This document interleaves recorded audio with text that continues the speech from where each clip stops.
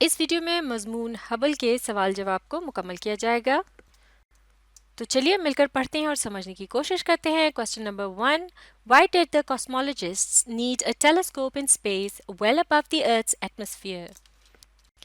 یعنی سائنسدانوں کو ایک ایسی ٹیلیسکوپ کی ضرورت کیوں پیش آئی کہ جسے زمین کی جو فضا ہے اس سے بھی باہر یعنی خلا کے اندر نصب کرنے کی ضرورت تھی؟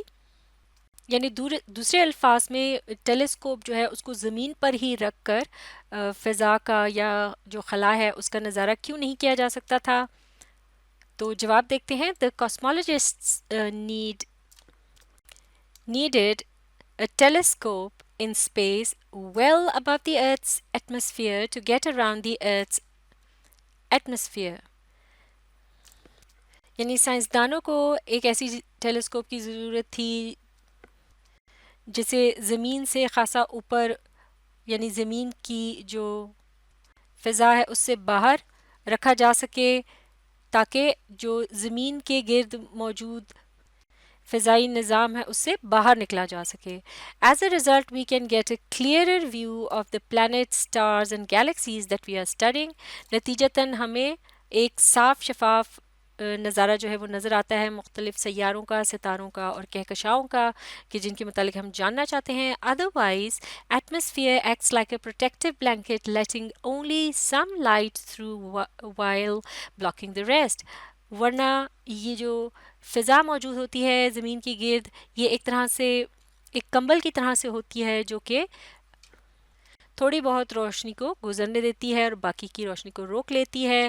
چیزوں کو ٹھیک طریقے سے دیکھنے کے لیے روشنی کا موجود ہونا بہت ضروری ہوتا ہے، لہٰذا ایسی ہی ٹیلیسکوپ چاہیے تھی جو کہ خلا میں ٹھہر سکے یا زمین کے گرد گردش کر سکے تاکہ اس کے ذریعے سے کائنات کا یا خلا کا جو نظارہ ہے صاف طور پر دیکھا جا سکے۔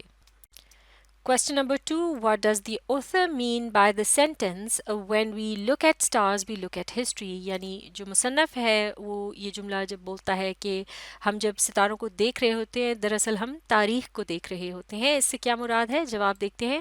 When we look at stars we look at history means that the light that arrive at our location from the farthest objects in the universe is light that left those objects billions of years ago۔ یعنی جب مصنف یہ جملہ بولتا ہے کہ جب ہم ستاروں کو دیکھ رہے ہوتے ہیں دراصل ہم تاریخ کو دیکھ رہے ہوتے ہیں، اس سے مراد یہ ہے کہ جو روشنی ہم تک پہنچتی ہے جہاں ہم موجود ہوتے ہیں دور دراز کے ستاروں وغیرہ سے جو کہ اس کائنات میں موجود ہیں، دراصل یہ وہ روشنی ہوتی ہے جو کہ کئی ارب سال پہلے ان ستاروں سے نکلی ہوتی ہے، یعنی دوسرے الفاظ میں یہ کئی ارب سال بعد ہم تک پہنچی ہوتی ہے، لہٰذا ایک طرح سے ہم بہت پرانی چیز کو دیکھ رہے ہوتے ہیں، اسی لیے اس نے یہ کہا کہ when we look at stars we look at history۔ Question number 3، why will the life on earth not be disturbed even if our galaxy Milky Way collides with the neighboring Andromeda؟ زمین پر جو زندگی موجود ہے اس میں کوئی گڑبڑ پیش نہیں آئے گی اگر ہماری جو کہکشاں ہیں جسے ملکی وے کہتے ہیں اس کا ٹکراؤ برابر میں موجود دوسری کہکشاں جس کو کہ اینڈرومیڈا کہا جاتا ہے اس سے ہو جائے، تو ایسا کیسے ممکن ہے کہ ٹکراؤ بھی ہو اور کوئی تباہی وغیرہ نہ ہو؟ تو اس کا جواب دیکھتے ہیں۔ collisions do not distort a galaxy's shape، یعنی ٹکراؤ جو ہے وہ کسی کہکشاں کی شکل کو تبدیل نہیں کرتا۔ 4 billion years from now our Milky Way galaxy is destined for a collision with a neighboring spiral Andromeda galaxy، یعنی کہ 4 ارب سال بعد کی یہ پیشن گوئی کی گئی ہے کہ ہمارا جو ملکی وے کا کہکشاں ہے یہ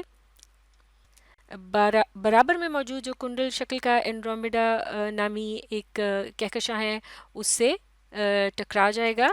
The sun will likely be flung into a new region of our galaxy but our earth and solar system are in no danger of being destroyed۔ لیکن جو سورج ہے ممکن ہے وہ دھکیل دیا جائے اس کہکشاں کے کسی دوسرے حصے میں، لیکن ہماری جو زمین ہے اور جو ہمارا نظام شمسی ہے اس کو کسی بھی طرح کا کوئی خطرہ لاحق نہیں ہے، یعنی ایسی صورتحال میں وہ تباہ نہیں ہوگا۔ Question number 4، what is the Hubble deep field? Hubble deep field سے کیا مراد ہے؟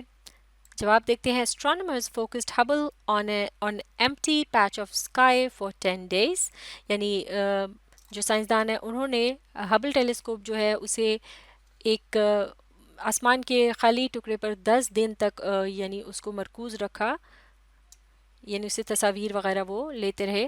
The results contained 10,000 galaxies at various stages of evolution and covers a patch of sky smaller than the size of a pinhead held at arm's length، اور نتیجتاً 10,000 جو کہکشائیں ہیں وہ اپنے بننے کے عمل سے جو کہ گزر رہی تھیں وہ دکھائی دیں، جو کہ یہاں زمین سے اگر دیکھا جائے تو محض ایک سوئی کے سر کے جتنی جگہ یعنی گھیرتی ہیں، دیکھنے میں نظر آتا ہے اتنے دور سے، جس کو کہ آپ نے اگر اس سوئی کو اپنے بازو کی دوری پر پکڑا ہو، یعنی وہ سوئی جو ہے آپ سے محض بازو کی دوری پر ہو تو سوئی کے سر جتنا جو حصہ ہے محض اتنا وہ دکھائی دیتا ہے یہاں سے، لیکن صرف اتنے سے حصے کے اندر بھی 10,000 کہکشائیں جو ہیں وہ دیکھنے کو ملی۔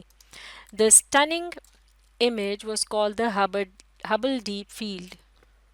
تو اس کے نتیجے میں یہ جو حیران کن تصاویر سامنے آئیں یا جو نظارہ دیکھنے کو ملا اسے ہبل ڈیپ فیلڈ کہتے ہیں۔ Question number 5، how does the formation of stars take place in معاف کیجیے گا، how does the formation of stars take place in the star nurseries؟ یعنی ستارے جو ہیں وہ کس طرح سے بنتے ہیں ایک ستاروں کی نرسری کے اندر؟ جواب دیکھتے ہیں، stars are born in clouds of gas and dust۔ ستارے جو ہیں وہ گیس اور گرد کے بادل سے بنتے ہیں، یعنی اس کے اندر پیدا ہوتے ہیں۔ turbulence from deep within these clouds creates high density regions called knots۔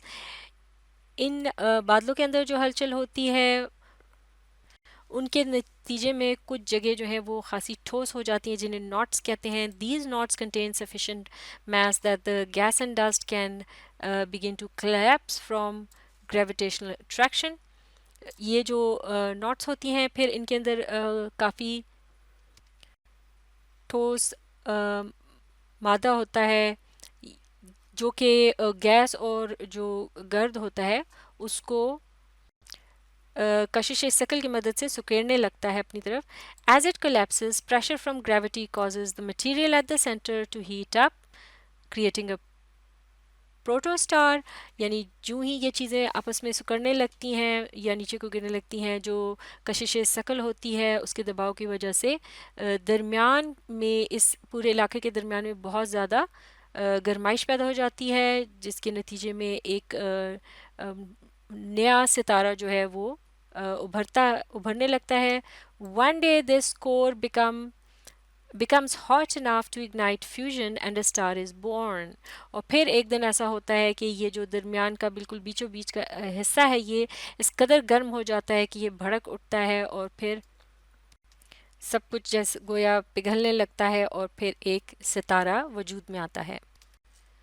Question number 6، how do the scientists study atmosphere of an exoplanet through fingerprint technique؟ یعنی سائنسدان جو ہے وہ کسی بھی سیارہ جو ہے اس کے فضائی نظام کو فنگر پرنٹ کی جو ٹیکنیک ہے اس کے ذریعے سے کیسے جانتے ہیں یا اس کے بارے میں معلومات حاصل کرتے ہیں۔ جواب دیکھتے ہیں، Hubble became the first telescope to help scientists to study an exoplanet's atmosphere۔ یعنی ہبل جو ہے وہ سب سے پہلی ٹیلیسکوپ تھی جس کی مدد سے سائنسدانوں نے کسی بھی ایسے سیارے کے فضائی نظام کے متعلق پتہ لگایا جو کہ نظام شمسی سے باہر کا تھا۔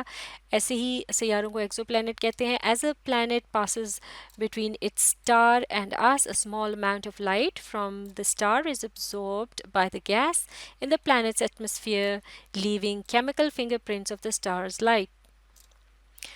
یعنی کہ جب کوئی سیارہ جو ہے وہ کسی ستارے اور ہمارے درمیان سے گزر رہا ہوتا ہے تو اس ستارے کی کچھ روشنی جو ہے وہ اس سیارے کا جو فضا ہوتی ہے اس کے گرد اس میں جذب ہو جاتی ہے. اسے کیمیکل فنگر پرنٹ کہتے ہیں، اور ایک طرح سے ہم آسان الفاظ میں یہ کہہ سکتے ہیں کہ اس ستارے کی روشنی کی جو چھاپ ہے وہ اس سیارے پر پڑ جاتی ہے یا رہ جاتی ہے اس پر.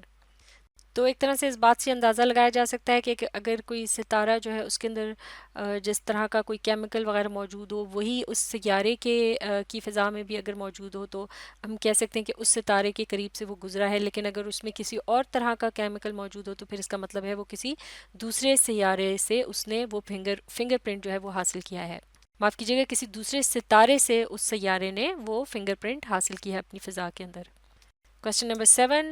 How will you explain in astronomical terms the statement what you see is not always what you get؟ یعنی جو آپ دیکھ رہے ہوتے ہیں وہی آپ کو حاصل نہیں ہوتا یا وہی نہیں ملتا. تو اس سے کیا مراد ہے؟ اگر نظام فلکی کے لحاظ سے اس بات کو جانچا جائے یا دیکھا جائے تو جواب دیکھتے ہیں what you see is not always what you get. In astronomical terms, it means that, for instance, we see stars as glittering lights in the sky. یعنی کہ جو آپ دیکھ رہے ہوتے ہیں وہی آپ کو نہیں ملتا یا وہی اصل حقیقت نہیں ہوتی. تو نظام فلکی کے لحاظ سے اس بات کا مطلب یہ نکالا جا سکتا ہے کہ مثال کے طور پر ہم ستاروں کو دیکھتے ہیں کہ وہ چمکتی ہوئی روشنیوں کی طرح سے ہمیں آسمان میں دکھائی دیتے ہیں. However, in reality, there is a lot going on in there. لیکن دراصل حقیقت میں وہاں بہت کچھ ہو رہا ہوتا ہے. Hubble's supervision has shown us places in the cosmos that no generation of humans before us has ever seen. جیسا کہ ہبل کی جو طاقتور ترین یعنی اس کے اندر ٹیکنالوجی ہے جس کی مدد سے ایسی جگہ بھی کائنات میں ہمیں دیکھنے کو ملی ہیں جو آج تک کسی انسان نے نہیں دیکھی اس سے پہلے. The Hubble images have unveiled that beyond the starry sky we see on a clear night, there is another universe, an undiscovered country of discordant objects, violent explosions and cataclysmic collisions. جیسے کہ Hubble کی جو تصاویر ہیں انہوں نے اس بات کو یعنی بتایا ہے، ہم تک پہنچایا ہے کہ یہ جو جگمگاتا ہوا ستاروں بھرا آسمان ہمیں دکھائی دیتا ہے ایک صاف رات کو، تو یہ دراصل محض وہی نہیں ہے، یعنی اتنا ہی نہیں ہے کہ جتنا جو ہمیں دکھائی دے رہا ہوتا ہے. اس کے علاوہ بھی بہت کچھ ہے، بلکہ ایک دوسری ہی دنیا ہے جو ابھی دریافت نہیں ہوئی، جس میں عجیب و غریب شکل کی چیزیں ہیں، بہت خوفناک قسم کے دھماکے ہو رہے ہیں، اور کیٹیکلزمک سے مراد ہے کہکشاں. تو کہکشاؤں کے درمیان ٹکراؤ ہو رہے ہیں، یعنی وہاں بہت کچھ چل رہا ہے جو کہ ہمیں نہیں دکھائی دیتا. ہم سمجھتے ہیں کہ محض یہ جگمگاتے ہوئے جو چھوٹی چھوٹی لائٹیں ہیں یہی سب کچھ ہے، لیکن اس کے علاوہ بھی ایک الگ ہی دنیا ہے جو وہاں موجود ہے کہ جس میں مسلسل کوئی نہ کوئی ہلچل ہو رہی ہوتی ہے. تو یہ مشق یہاں مکمل ہو چکی ہے. آپ اس ویڈیو کو ری پلے کیجیے، اس کے ساتھ ساتھ پڑھنے اور سمجھنے اور لکھ کر پریکٹس کرنے کی کوشش جاری رکھیے.